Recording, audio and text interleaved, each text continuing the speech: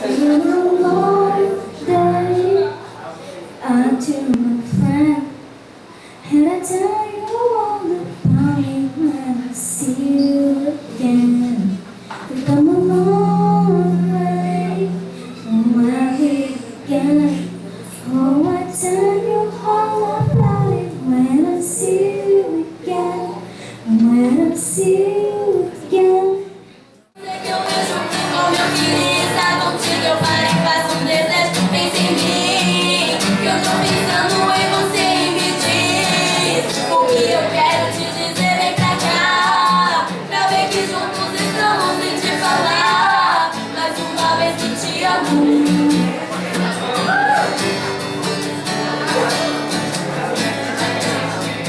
Pensa em mim, que eu tô pensando. Ela nem ligou pro patrão, deixou o velho na mão e foi pra rua esclarecer, buscar uma solução pros problemas que ela tinha. Deu um giro na cidade quando decidiu me ver. Bateu no meu portão, com lágrimas no rosto, quase que eu sinto gosto quando lembro dela assim. Me abraçou apertado, num gesto desesperado. Saudade muda, ela se entregou pra mim e disse que não tá bem. Fez meu olho brilhar dizendo que tá tenso em casa, que os problemas são demais, capaz de se jogar no mundão sem noção nenhuma do que um pendão faz. Estamos juntos porque eu também gosto de falar e muito, né? Então eu vou começar a conversar com vocês. Eu queria explicar a diferenciação da Polícia Civil para a Polícia Militar, porque creio eu que muitos de vocês não sabem e até acabam confundindo o trabalho de uma e de outra. A União tem quem? A Polícia Federal, a Polícia Rodoviária Federal. Cada um tem a sua atribuição. A Polícia Federal compete investigar crimes de natureza federais, que a Constituição também vai delimitar quais são esses crimes. A Polícia Rodoviária Federal também tem sua atribuição lá. E ela fala que cada estado vai organizar as suas polícias. Dentro do estado, vamos lá, São Paulo, temos uma divisão das polícias. Então a gente tem a Polícia Militar e a Polícia Civil. Qual é a função da Polícia Militar? A Polícia Militar, ela tem uma função ostensiva. Ela age no intuito de impedir que o crime aconteça. Por isso que eles andam fadados. A Polícia Civil, ela vai atuar quando o crime já aconteceu. A função da Polícia Civil é uma função investigativa, é uma função repressiva. Então ela atua quando o crime já aconteceu. A Polícia Civil, ela é chefiada por delegados de carreira e tem as demais carreiras também, como investigador. Tem aqui inclusive o chefe da DDM, meu amigo de coração que veio me acompanhar, chefe e amigo. Dentro da Polícia Civil tem a divisão dos departamentos. O que vai atender a nossa área em específico é o DECAP, que é o Departamento da Capital. Vai abranger todos os distritos territoriais que estão dentro da capital. Mais ou menos 100 distritos. Dentro do DECAP existe uma delegacia especializada. Na verdade existem duas, mas para hoje vamos nos ater a uma, que é a Delegacia de Defesa da Mulher. O DECAP, ele é agrupado por seccionais. Então cada seccional abrange um determinado número de delegacias. A nossa seccional, que é a que compete à nossa área, é a 7ª seccional, que ela vai abranger um número de 12 delegacias, mais a Delegacia de Defesa da Mulher, que é um núcleo especializado. A nossa Delegacia de Defesa da Mulher funciona em Itaquera, na Rua Sábado d'Ângelo, número 32, horário de funcionamento das 9 às 18, de segunda a sexta-feira. Significa que uma vítima que sofreu violência doméstica no sábado não vai ser atendida?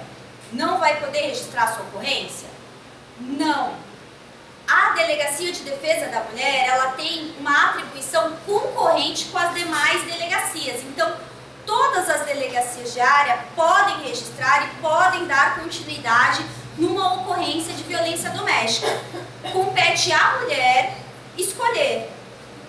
quiser, para o meu conforto, ir até uma delegacia mais próxima da minha casa, por exemplo, a DDM, ela abrange a área, a 7ª DDM do Itaim Paulista.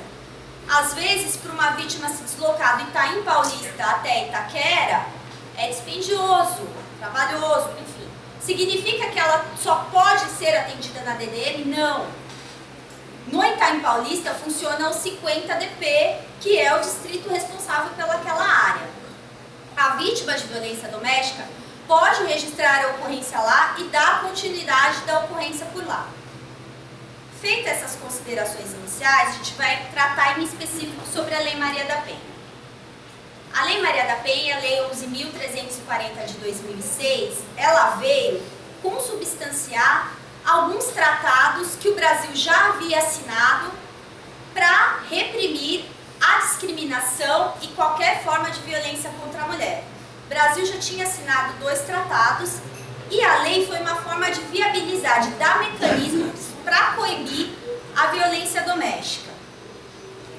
Ela está aí já há algum tempo, agora com maior destaque, porque agora a imprensa e as próprias pessoas têm um acesso maior à Lei Maria da Penha. A Lei Maria da Penha, ela criou algum crime novo?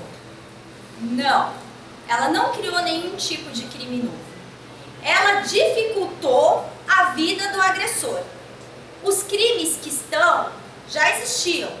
Na verdade, ela trouxe mecanismos que impediam algumas facilidades que o agressor tinha em relação ao processo, bem como trouxe medidas protetivas para a mulher. Medidas que visam tirar o agressor da casa ou então tirar aquela mulher da situação de agressão, que são medidas eficazes. A violência doméstica, a lei determina que ela pode se dar em 3 ambientes distintos: no ambiente doméstico, no ambiente familiar e em relações de afeto. Ambiente doméstico você entende como a casa. A casa que a pessoa mora, não precisa nesse caso ter um vínculo de um laço de parentesco. Eu vou dar um exemplo. Eu tenho uma empregada que mora comigo, com o meu marido. Moramos todos na mesma casa. Meu marido passa a atormentar a coitada da mulher, ameaçando ou agredindo fisicamente ou ofendendo-a. Ela vai estar socorrida pela Lei Maria da Penha. Relações de familiares, relações de parentesco. O pai com a filha, a mãe com a filha, porque as vítimas de violência doméstica são, para a lei, ela defende quem? A mulher e o transexual que tenha optado pelo sexo feminino na carteira de identidade. Isso é uma realidade e a lei foi muito legal em já incluir essas pessoas no seu aspecto de proteção. Mas a lei não fala que só o homem pode ser o autor. Então, se eu tenho uma filha que me agride, que me bate, que me ofende, e isso acontece, não acontece pouco, até mesmo por conta de vícios, né? Porque as pessoas que usam substância entorpecente, elas acabam perdendo o grau de familiaridade, os laços de afeto, e acabam por agredir, sim, pais, genitores, mães, enfim. Mulheres também podem ser autoras da Lei Maria da Penha. E o terceiro inciso, ele vai falar das relações de afeto, com quem conviva ou tenha convivido, não havendo uma necessidade de coabitação. Ou seja, as relações que estão abrangidas aí é uma relação de namoro. E precisa estar namorando com o cara? Não. Ele pode ser meu ex-namorado, porque tem moleque por aí que acha que a menina é objeto dele. E aí não aceita o pé na bunda que tomou da menina. E aí ela vai fazer o quê? Vai reconstruir a vida dela sem mim? Que absurdo é esse? Eu tô aqui encalhada e ela tá refazendo a vida? Relações de namoro também estão abrangidas. Você precisa morar com o agressor? É necessário morar na mesma residência? Não, porque a lei é específica, ela fala que não é necessário coabitação. E isso é uma realidade, porque muitos casais hoje em dia não residem mais juntos. Porque eu não moro junto com o meu agressor, eu não vou estar abrangida pela Lei Maria da Penha? Não, vai estar sim. O que a lei não abrange? A lei não abrange relações interpessoais que não estejam dentro desses incisos. O meu vizinho me ameaçou. Eu nunca tive nada com meu vizinho, não sou parente do meu vizinho, muito menos moro com ele. Não estou abrangida pela Lei Maria da Penha. Significa que meu vizinho não vai ser punido? Não, seu vizinho vai ser punido. Significa que você não vai utilizar daqueles mecanismos que a Lei Maria da Penha trouxe para combater a violência doméstica. Mas se há um crime, há uma punição. Ainda que a gente tenha a falsa sensação, porque nós somos imediatistas. E o processo, infelizmente, é demorado. E já começa demorado no inquérito policial. Porque às vezes nós instauramos o inquérito policial e demoramos anos para finalizar. Porque a gente não consegue encontrar o autor, porque a gente não consegue encontrar uma testemunha, porque a própria vítima some e não dá o depoimento. Na nossa sensação, a gente é imediatista, a gente acha que não está sendo feito nada. Mas tá. É que infelizmente, até pela falta de profissionais e pela falta de meios, o processo acaba sendo demorado. Mas vamos lá. Quais são as medidas protetivas que a lei traz para a mulher e que são ótimas e ajudam? Primeiro, ela possibilita que você afaste o agressor do lar. Então, qual é o primeiro passo da vítima que sofreu uma violência doméstica? Temos um casal, o marido, por um desentendimento, às vezes banal, acabou agredindo a mulher e gerou uma lesão corporal nela. Primeiro passo, ela vai até a delegacia e vai registrar a ocorrência. Vai se submeter ao exame de corpo de delito, porque é um crime que deixa vestígio. Então a gente necessita da materialidade, que é a comprovação de um laudo pericial. Ela vai para o IML. Como é lesão, antigamente havia uma discussão. Vou tentar explicar, se eu for muito técnica, vou tentar fazer da melhor forma possível, mas se vocês não entenderem, aí vocês param e pedem para eu tentar explicar melhor. É a primeira vez que eu falo numa escola e com pessoas da idade de vocês. Então, aliás, me sinto honrada de estar aqui e me sinto muito feliz de ver que meninas como a Tamires e as colegas se esforçam tanto e se interessam tanto pela matéria. Feliz mesmo, muito orgulhosa de vocês. Então vamos lá. Tem crimes que o Estado entende que, independente da manifestação da vítima, vai ser investigado. Porque são crimes que geram uma periculosidade. Vou dar um exemplo clássico, que é o roubo. Independente da vítima querer ou não, se a delegacia tomou conhecimento de um crime de um roubo, vai haver uma investigação. Porque o Estado entende que independe da manifestação da vítima. E é assim com uma lesão corporal. Se a mulher vai até a delegacia informando para a delegada ou para o funcionário que está lá que apanhou e está com uma lesão e está deixando um vestígio, independente dela querer ou não, será instaurado um inquérito policial e, consequentemente, o indivíduo vai ser processado. Vai adiantar ela ir lá na delegacia e dizer para mim: voltei com o meu agressor, não quero mais? Não vai adiantar. Não vai adiantar porque o Estado entende que independe da vontade dela.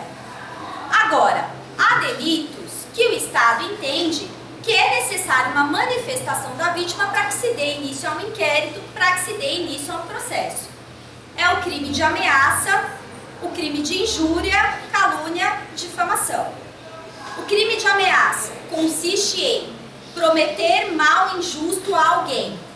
Então, eu me desentendi com a minha namorada e falo para ela que se ela não voltar comigo, eu vou matá-la.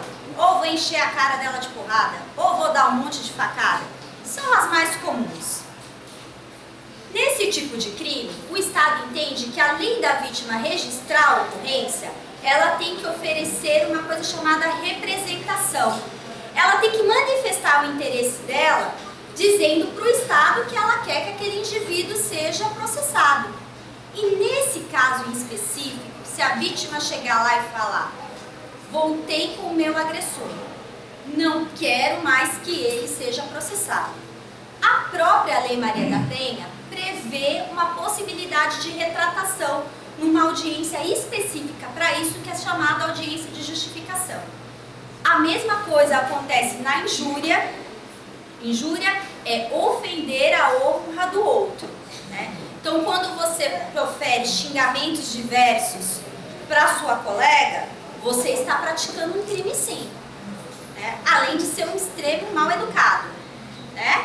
Você está cometendo um crime de injúria, que é passível de punição.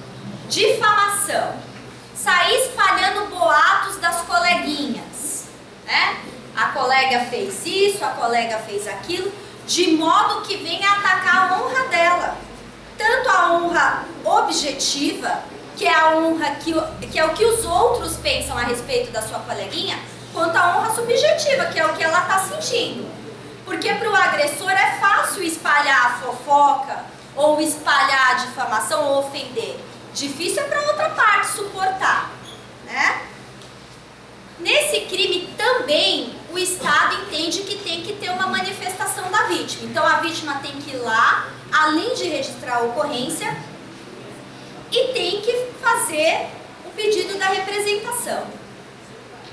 Quando a vítima vai fazer o pedido da representação, ou quando ela já vai registrar a ocorrência, é perguntado para ela se ela deseja as medidas protetivas de urgência.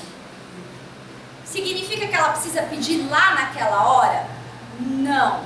Enquanto perdurar a situação de violência, enquanto tiver um processo, a vítima pode pedir as medidas protetivas de urgência. O que a gente solicita na delegacia? O juiz, quando ele analisa a medida protetiva de urgência, ele tem duas possibilidades. Ou ele vai aplicá-la de imediato, sem ouvir a parte contrária, mas para isso ele tem que estar com material probatório forte. Porque senão qualquer pessoa poderia ir lá na delegacia e fazer uma denúncia e o sujeito ser afastado de casa. E ser afastado de casa, o Estado entende que é uma punição drástica para o agressor.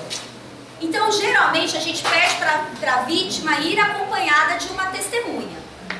O que acontece?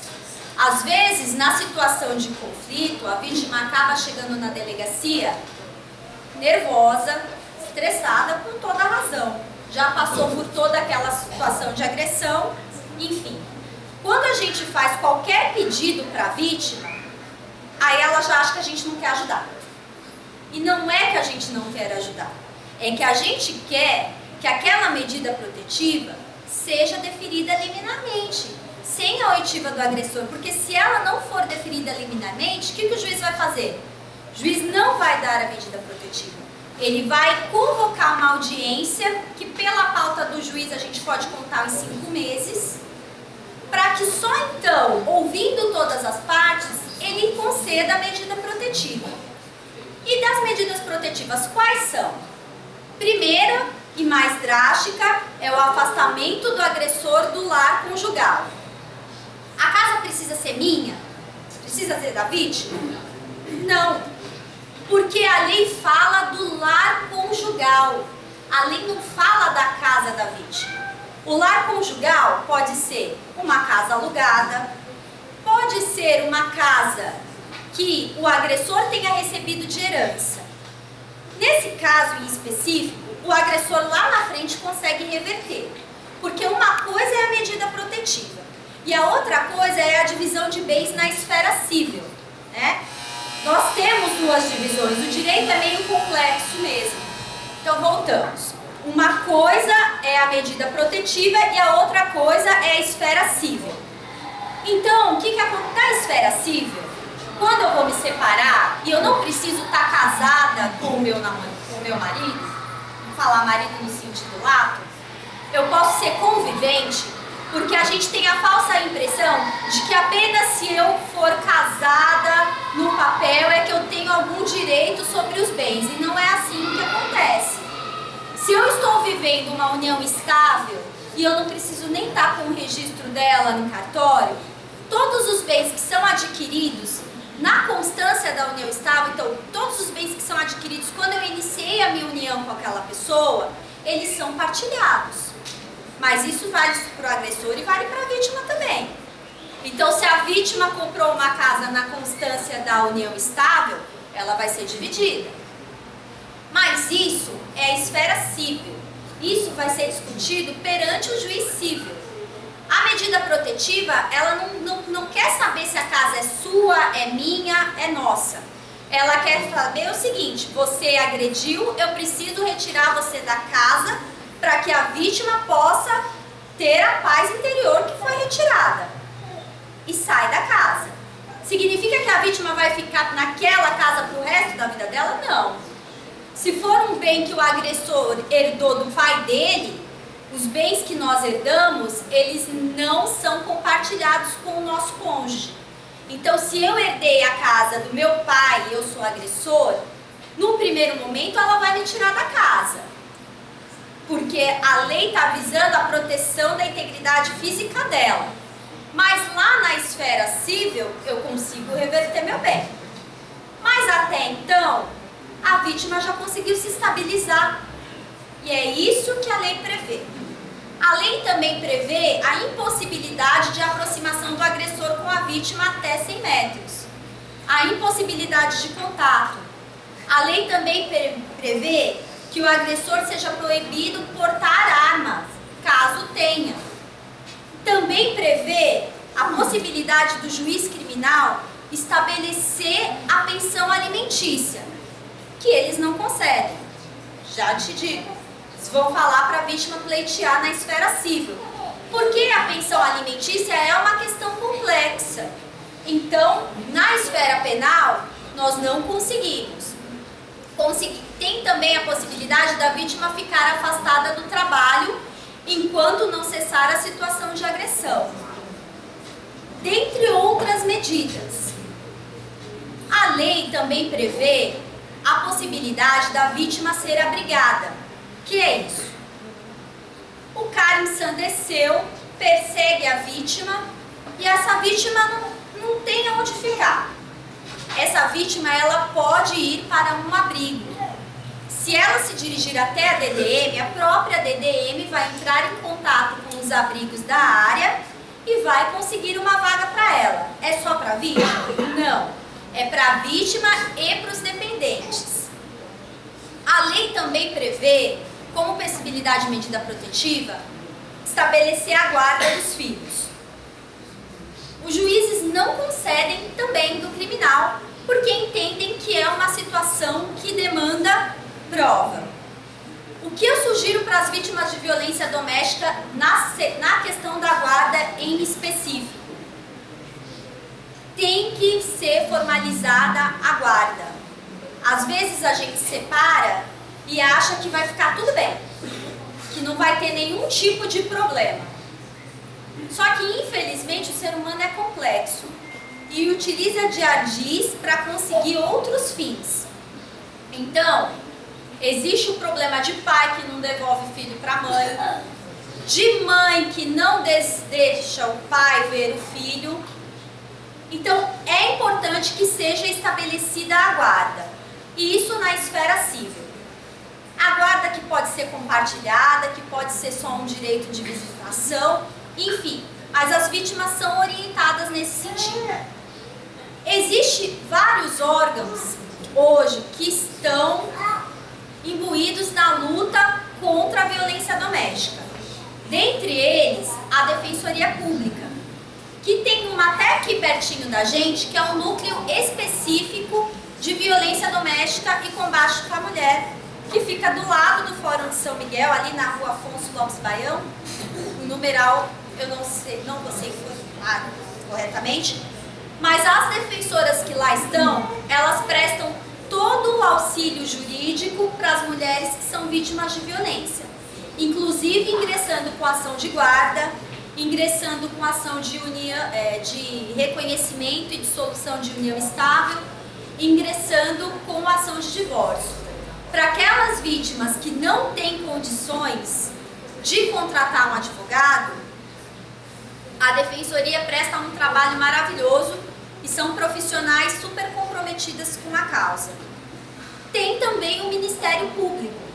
Ministério Público que a gente chama de pai da ação penal, porque compete ao Ministério Público oferecer a denúncia. Ele é o dono da ação. O delegado investiga, instaura o inquérito e encaminha o inquérito para o promotor. E é ele quem, analisando o inquérito, vai determinar se aquilo vai ou não virar um processo. Também existe um núcleo específico no combate de violência doméstica. Mais ou menos o que se tinha para falar sobre a lei era isso. Eu tinha combinado com a professora, até eu não costumo dar palestras. Eu vou ser bem sincera com vocês, eu estou fazendo um bate-papo de amigos no intuito de orientar a população, porque eu entendo que essa é a função principal do delegado de polícia, carreira na qual ingressei e a qual eu amo muito. Eu acho que é essa a função do delegado. A função do delegado é ajudar a sociedade. Eu estou aqui numa forma de orientá-los da melhor forma possível. Não vim comprometida em fazer uma palestra, não era esse o meu intuito. Meu intuito é ajudar vocês. E meu intuito também é esclarecer para alguns meninos que estão aqui que meninas hoje em dia têm o mesmo direito que vocês. Meninas hoje em dia, inclusive, às vezes têm mais responsabilidade que vocês. Porque antigamente, qual que era a função da mulher antigamente? Lavar, passar, cozinhar, ser dona de casa. Mas antigamente, o homem trazia caça para a mulher. Ficava tudo mais fácil. Hoje em dia, não. Hoje em dia, e eu acredito que muitas das mães de vocês é que mantêm o lar, é que sustentam o lar. Então a mulher hoje em dia, além de lavar, passar, cozinhar, porque os homens entendem que isso seja uma obrigação só delas, elas têm ainda que sustentar, que trazer o provento de casa. E a violência tem decorrido disso, porque os homens não estão preparados para a emancipação feminina. Emancipação feminina sim, porque hoje em dia muitas das mulheres não precisam mais do dinheiro de vocês. Algumas precisam, mas a maioria não. E aí eu tô perdendo o meu espaço. Eu, como homem, já não sou mais o chefe de família. Muitos não conseguem entender e ajudar. Não conseguem entender e ajudar. Ajudar em que sentido? Ajudar no sentido de que as tarefas da casa não são só da minha esposa. As tarefas da casa são minhas também. A função de educar o meu filho não é só da minha esposa, não é? Porque geralmente quando a criança é mal educada é a mãe que não educa. Mas não é. A função de educar os meus filhos é minha como pai também. A minha mulher não é meu objeto, porque antigamente a gente pagava um dote. Mas hoje em dia nem isso vocês fazem mais. Nem o dote vocês dão mais pro pai da gente. Não é? Vocês não compraram a sua namorada, a sua esposa, a sua mãe. Elas não são objetos de vocês, né? Então, se elas quiserem sair de um relacionamento, que infelizmente o amor, o vínculo, ele se dissolve. E ele se dissolve por inúmeras questões que nem compensam tratar aqui. A gente tem de aceitar que acabou. E a gente tem de aceitar que a pessoa vai reconstruir a vida. E isso também serve para algumas mulheres. O marido também tem o direito de reconstruir a vida dele, né? Não pode ficar infernizando e utilizando a Lei Maria da Penha como via transversa para conseguir objetivos. Porque usam. E usar a Lei Maria Maria da Penha para conseguir objetivos transversos é perder tudo o que a gente conseguiu até agora. Né? É perder entendimento dos tribunais, porque antigamente não se havia o entendimento de que a lesão corporal era pública e incondicionada. Antigamente, o tribunal entendia, apanhou, o Estado só vai investigar se você quiser. Se você não quiser, o Estado vai ficar ali inerte, paradinho. Quando os tribunais superiores passaram a entender que não, apanhou, o Estado vai investigar sim, porque não compete ao agressor bater na mulher. E isso foi uma mudança de pouco tempo. Então veja, utilizar a Lei Maria da Penha para obter um fim transverso, e eu vou dar um exemplo, e não é um exemplo que acontece pouco. Eu não quero mais ficar com o meu marido. Ele é um pé no saco. Não quero mais. Quero tirar ele da casa porque eu quero ficar na casa, eu quero que ele saia. O que eu vou fazer? Vou inventar um BO de ameaça. Acontece. E você está utilizando uma medida protetiva que é para um fim, você entendeu? Para que é a medida protetiva? É para tirar aquela mulher de situação de violência doméstica. E você está utilizando para um fim transverso. Acontece, tem acontecido e tem acontecido de uma forma recorrente, e é uma questão preocupante porque isso pode levar a perder tudo que nós conseguimos. Você quer tirar o indivíduo da casa? Se ele não te ameaçou, se ele não te bateu, se ele não te ofendeu, se não existe um conflito de violência doméstica, vá pleitear na esfera civil, que é o correto. Então, essas questões são pertinentes e a gente tem que educar. Mais uma coisa que eu percebo, principalmente aqui no âmbito da 7ª seccional. Quanto menos instruídos, quanto menos cultura tivermos, menos educação, maior a situação de violência doméstica.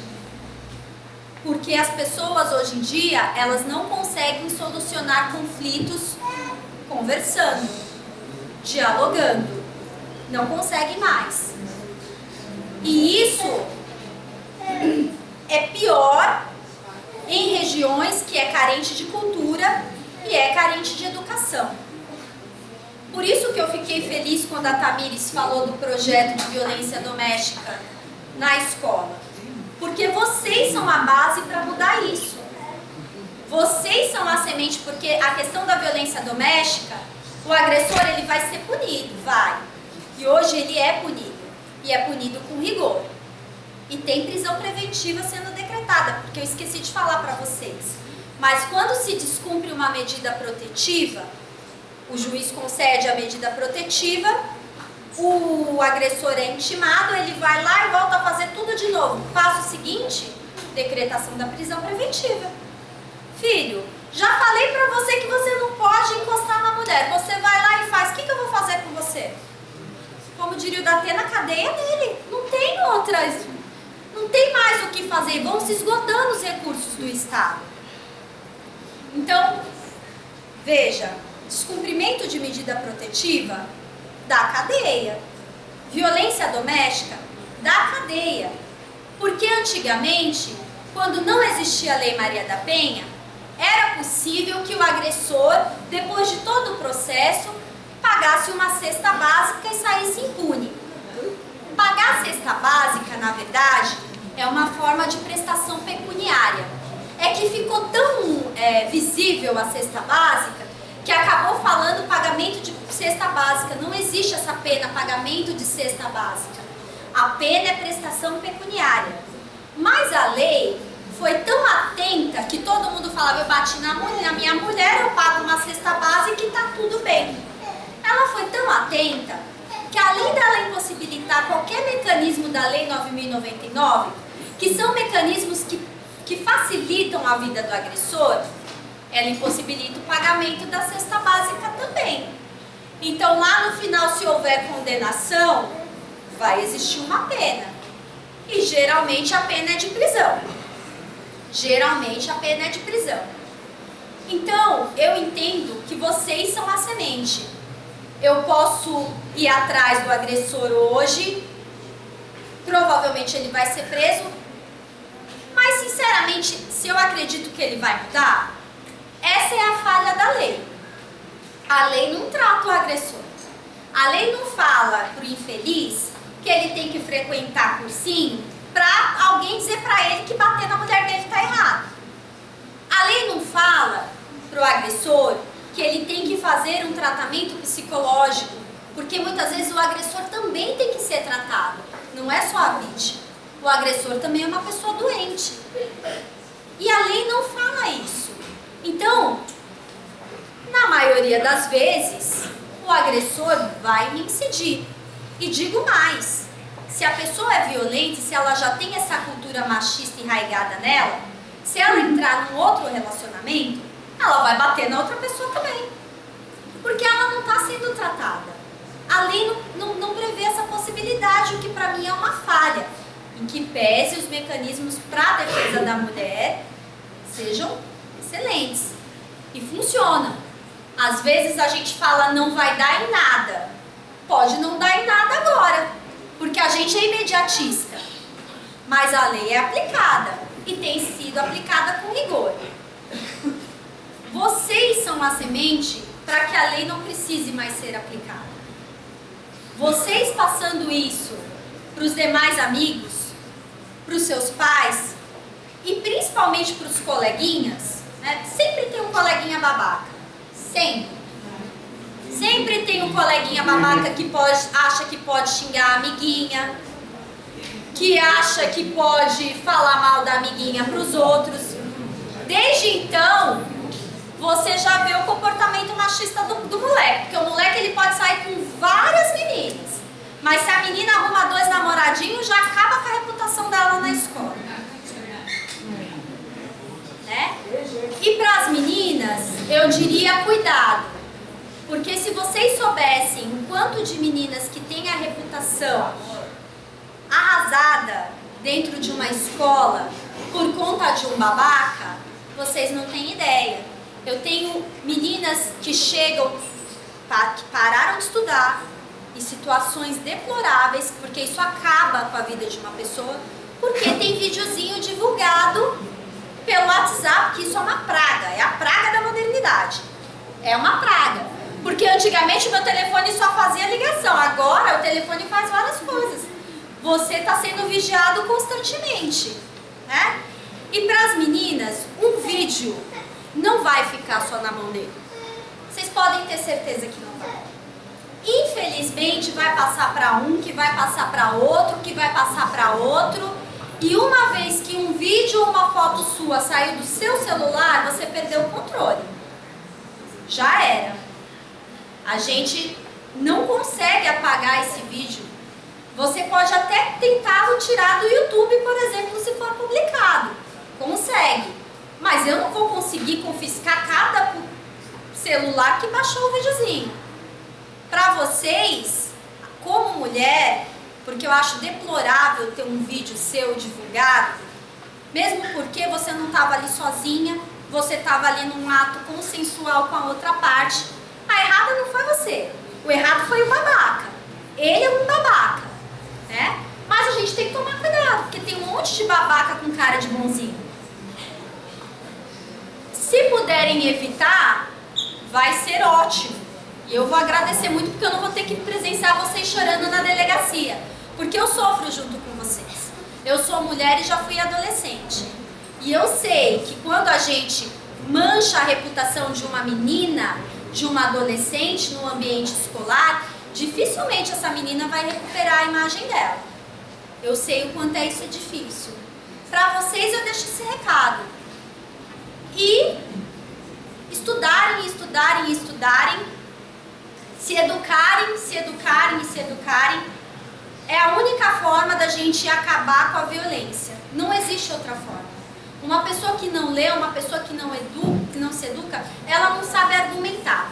Se ela não sabe argumentar, se ela entrar numa situação de conflito, se eu não sei argumentar, o que eu vou fazer? Eu vou utilizar da força física. Aqui, na área da 7ª seccional, o que a gente percebe é isso. É falta de cultura, é falta de educação. A além de ser extremamente enraigada a cultura machista aqui. Para vocês terem uma ideia, a 7ª DDM, que não tem uma estrutura muito grande e atende uma área vasta, está hoje com 1.200 inquéritos policiais. 1.200 inquéritos para 3 escrivães e 1 delegado. Mas eu ainda acho que eu estou bem, porque o juiz da vara de violência doméstica tem 18.000 processos. É por isso que eu falo para vocês da importância dele conceder uma medida protetiva liminarmente, porque se você entrar na pauta desse homem é praticamente impossível. Entendeu? São 18.000 processos. 18.000 processos. Seja de agressão, seja de ameaça, para vocês terem uma noção do quanto o ambiente familiar está violento. E não é só o ambiente familiar, marido e mulher, não. Na DDM específico, tem muito filho batendo em mãe. Vou abrir para perguntas, que aí eu acho que fica mais tranquilo. Então, uma pessoa, se é a criança, ela agride os pais, né? E eu já presenciei mãe falar que ia denunciar o filho e não foi porque tem aquele negócio da cueca, a proteção e tal.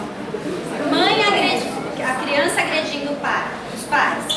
Criança a gente entende como aquele que não completou 12 anos.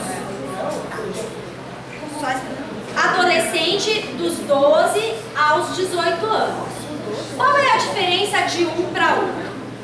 O ECA, ele não prevê uma punição socioeducativa para criança, que é até os 12 anos. Então, se uma criança até os 12 anos, incompletos, agredir o pai, ela realmente não vai ser punida. Vai ser aplicada a ela uma medida de proteção. Dos 12 anos em diante, existe sim punição. Inclusive, existe a possibilidade de ser pedida medida protetiva sim. Só que quem vai analisar é o juiz da vara da infância e juventude. Porque ele é a pessoa competente para julgar casos que se envolvam adolescente. Mas as medidas protetivas valem para adolescente, no caso, sim. Qual o tipo de punição do adolescente nesse caso? Olha, as punições para o adolescente, o ECA prevê punições mais brandas mesmo. Em último caso, seria a internação, que no caso ele poderia ficar só até 3 anos. Mas significa, na verdade, não existe um controle muito rígido por conta de falta de funcionários. Os mecanismos do ECA são bons, porque o adolescente ele vai ser obrigado a frequentar a escola e tem que ser acompanhado. Ele tem que apresentar resultados. Não é que o ECA, as pessoas elas têm uma falsa percepção do ECA. Ela acha que o ECA não pune, que, enfim, a minoridade penal tem que cair para 2 anos, né? 2 anos. Eu entendo que não vai resolver. Eu só acho que vai transferir um problema de um lugar para o outro. É que o Brasil, ele tem a cultura da punição. Ele não visa tratar e nem recuperar. A gente quer punir, né? Mas, em último caso, seria a internação do menor. Geralmente a mãe vai lá na hora e denuncia, coloca no caso, mas depois a mãe não quer pro filho. Depois eu acho, não sei, se ela se arrepende. Mas, uma vez que é encaminhado para a vara da infância e juventude, é dado o prosseguimento. Ele pode até não ser internado, mas ele vai ser chamado.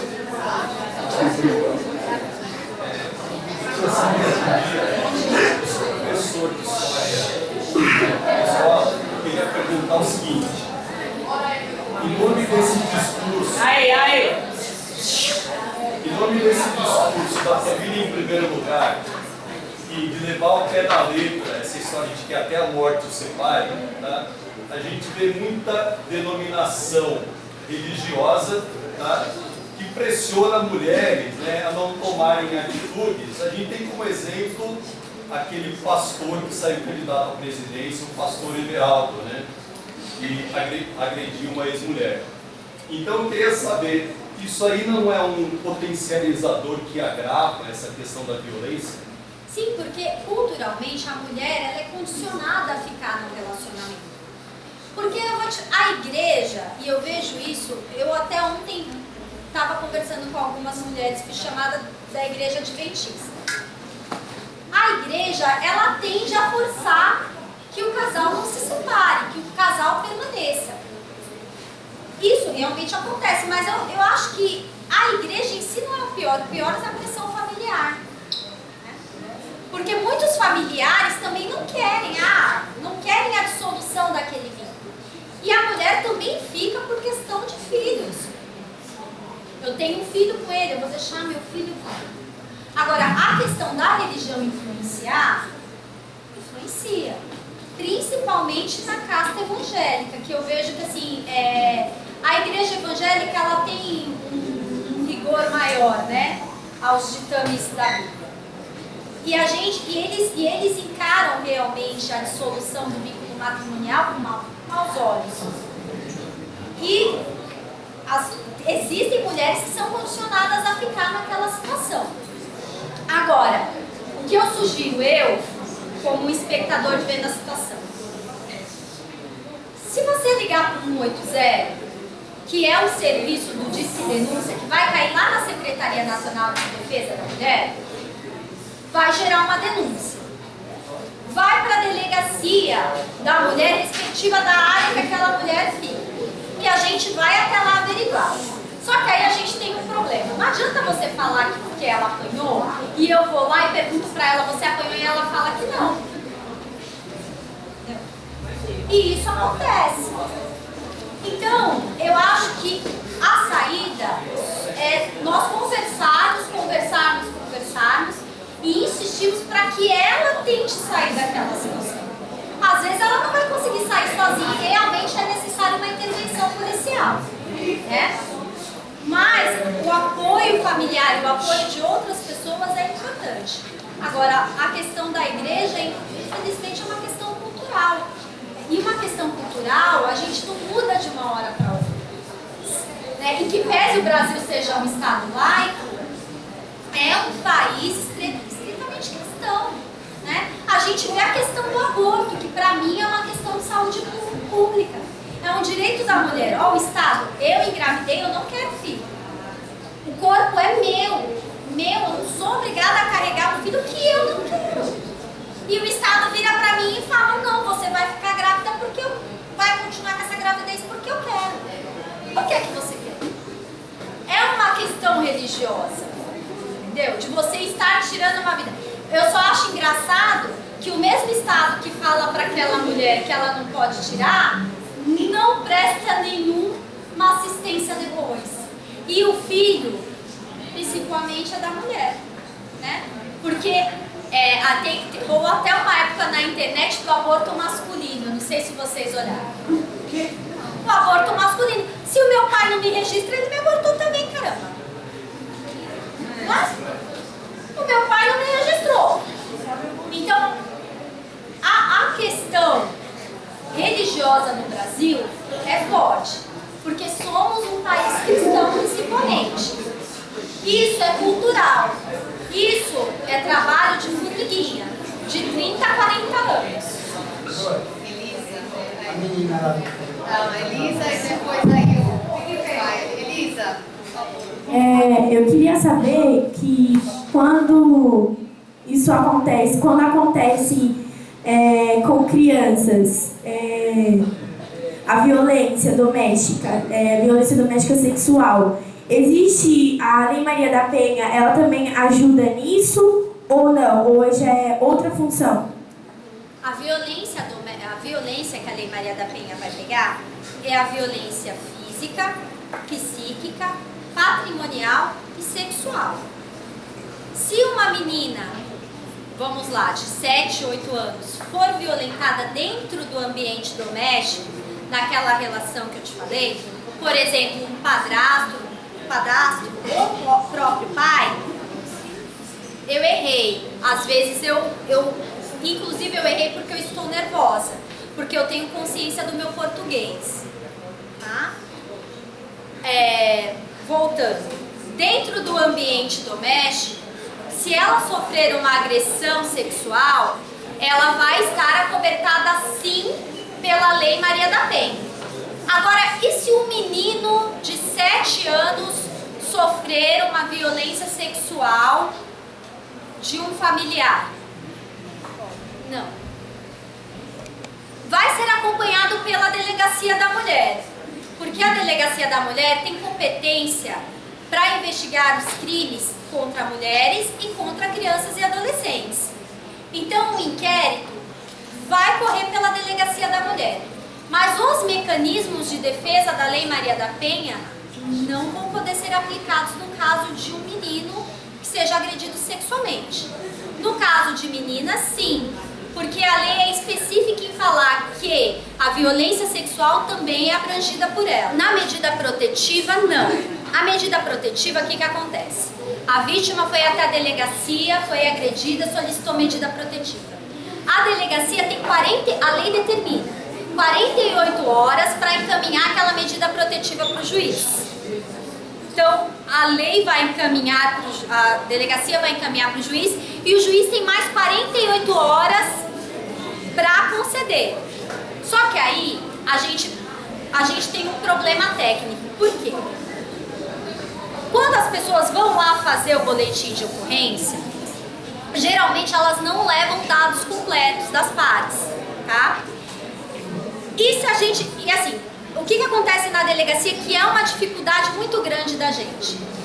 A gente tem uma barreira muito grande de pedir qualquer informação para a vítima, porque a vítima ela tá numa situação extrema. Então qualquer pergunta que você fizer para ela tá achando que você não quer atender. Não que isso não ocorra. Não vou tapar só com a peneira. Existem maus funcionários em qualquer lugar do mundo, inclusive na Polícia Civil, infelizmente. Existem maus funcionários, mas em regra não é isso que acontece. Então, por exemplo, chegou uma mulher lá na delegacia, geralmente a gente pede os dados do agressor. Ela não vai ter RG, mas tem que ter pelo menos o endereço para que a gente possa localizá-lo. Se tiver o nome de pai, mãe, data de nascimento, a gente já consegue puxar o RG do cara. E pelo RG a gente consegue pesquisar e tentar chegar no endereço dele. Porque a medida protetiva só vai valer para ele quando ele for intimado dela. Entendeu? Então não é que a questão demorar, eu não sei se a demora é tanto do judiciário ou se é por conta de falta de informação. Eu vou te dar um exemplo. Eu tenho inquéritos policiais que estão comigo desde 2013 e eu não consigo achar o cara. E tem vezes que eu vou achar o cara e ele já voltou com a mulher. E não é difícil, porque elas voltam. A gente não pode julgá-las de acordo com as nossas experiências, né? Porque a minha experiência foi diferente. Eu fui criada de uma forma a ser independente, né? Tem mulheres que não. E tem mulheres que têm o vínculo de amor com o indivíduo que é difícil você dissolver. É difícil, por isso até da questão da lesão corporal ser encarada como pública incondicionada, de ter uma intervenção do Estado. Porque ela sozinha, ela não consegue sair porque ela gosta do cara. Entendeu? Ela não consegue sair daquele relacionamento doentio. Eu ainda não entendo se a demora maior, no meu caso, é por conta da demanda ou é por conta da falta de informação. Porque eu tenho inquéritos realmente parados há muito tempo, que agora, e tem outros, se eu não ouço a vítima no dia, nem tem uns que nem a vítima a gente consegue achar mais, porque elas somem, né? Porque aí elas reatam com o indivíduo e elas não querem mais dar o prosseguimento naquilo, e vai ter uma continuidade, entendeu? Não, a medida protetiva em si, ela é rápida. Em tese, a ação penal é pública e incondicionada. Em tese, o policial militar teria que levá-la à delegacia. Mas aí a gente vai entrar numa questão. Como você vai levar uma vítima contra a vontade dela para a delegacia? Entendeu? Ela vai chegar na delegacia e ela vai falar que ela não apanhou, que ela caiu, ela fez. É por isso que eu te digo, a situação ela é complicada também para o policial. Muitas das vezes os policiais... Agora tem policial também que tenta contornar a situação no sentido de não levar a vítima para a delegacia. Porque assim, na hora, se a agressão ocorreu na hora que você aciona a polícia militar, ou até um determinado período depois, ele tecnicamente está no estado de flagrante. Então, se a situação estiver bem consubstanciada, o delegado consegue autuar o indivíduo em flagrante e ele vai preso ali naquele exato momento. Entendeu? Por isso que às vezes é importante levar. Agora, se você não tiver a vontade da vítima ir, fica complicado, ainda que o policial leve, porque experiência própria, ela vai chegar lá na delegacia e vai falar que não. E acontece. Acontece.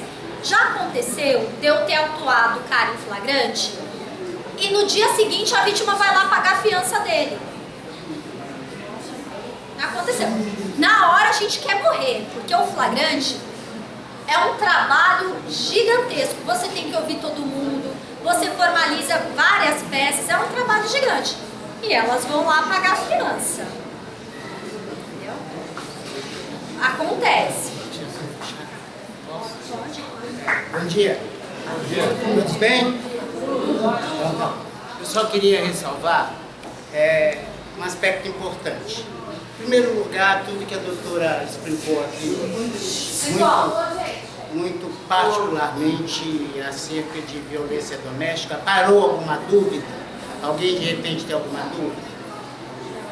Bom, então é o seguinte, um aspecto abordado pelo professor ali, com relação assim, a fator histórico, né? Eu tenho quase 60 anos de idade, apesar dessa cara assim, talvez nem tão maduro, né?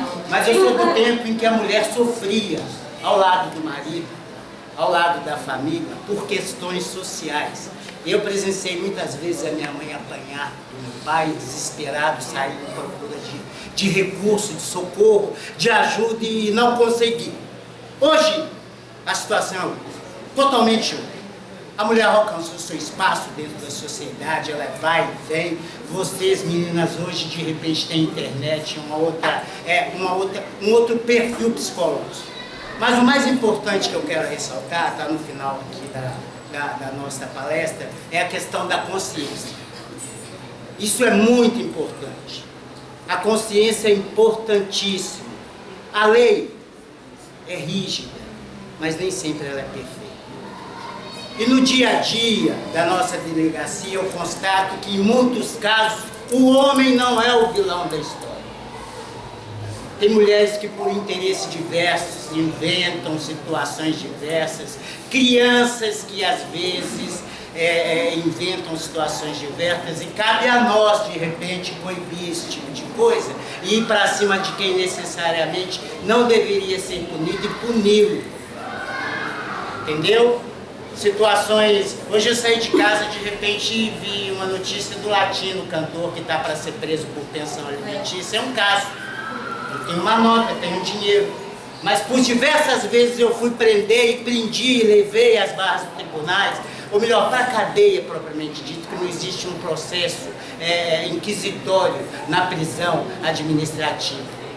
Né? Pessoas que estão desempregadas e não têm recurso. Nesse caso, no meu leigo modo de entender, caberia à mulher, de repente, entender que ela tem que esperar o marido arrumar um emprego para pagar a tal da pensão alimentícia. Tá? Nós já mandamos para a cadeia pessoas acusadas de estupro, na qual necessariamente, entendeu? Porque assim, depoimento, testemunho, é chamado na polícia, é chamado no direito como a prostituta das provas. As pessoas mentem. As pessoas, às vezes, por interesses diversos, recorrem a subterfúgios que nos levam a agir de forma errada. Eu não posso questionar um laudo médico na qual um legista atesta que uma criança sofreu um abuso sexual, porque é inquestionável. Eu não posso deixar de levar em consideração um laudo psiquiátrico que atesta que uma mãe é perturbada mental e diz que o filho está batendo nela, quando na verdade ele não está. Então a questão da consciência, senhores. Senhores e senhoras e senhoritas, é muito importante, porque acima de tudo, paira uma justiça e existe Deus. Tudo bem? A minha parte é só muito obrigado.